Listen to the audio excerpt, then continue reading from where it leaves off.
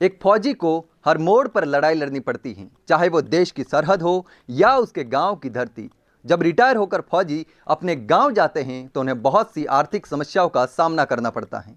इन समस्याओं के समाधान के लिए वन रैंक वन पेंशन की शुरुआत की गई।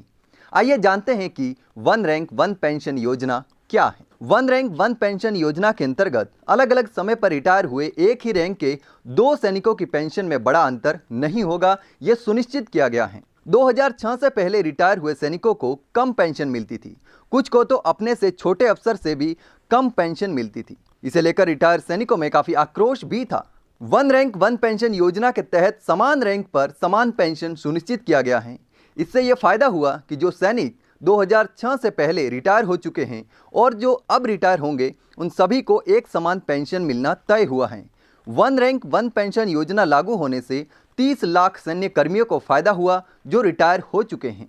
इस योजना की मांग 2013 में की गई थी। 1 अप्रैल 2014 और 2015 में वन रैंक वन पेंशन योजना को मान्यता मिली थी। सैनिकों की मांग थी कि जो अफसर कम से कम 7 साल तक कर्नल की रैंक पर रहे हो, उसे समान रूप से पेंशन मिले। ऐसे अफसरों की पेंशन 10 साल तक कर्नल रहे अफसर से कम नहीं होगी, बल्कि उनके बराबर होगी। 2008 में पूर्व सैनिकों ने इंडियन एक्स सर्विसमैन मूवमेंट नाम से एक संगठन बनाकर लंबे समय तक संघर्ष भी किया। दिल्ली के जंतर मंतर पर लगातार धरने प्रदर्शन भी किए। फौजियों की मांग थी कि उन्हें भी 60 साल पर रिटायर किया जाए। सैनिकों को 33 साल पर ही रिटायर कर दिया जाता है और उसके बाद सारा जीवन उन्हें पेंशन पर ही गुजारना पड़ता है, जबकि अन्य कर्मचारी 60 साल तक पूरी तनख्वाह पाते हैं।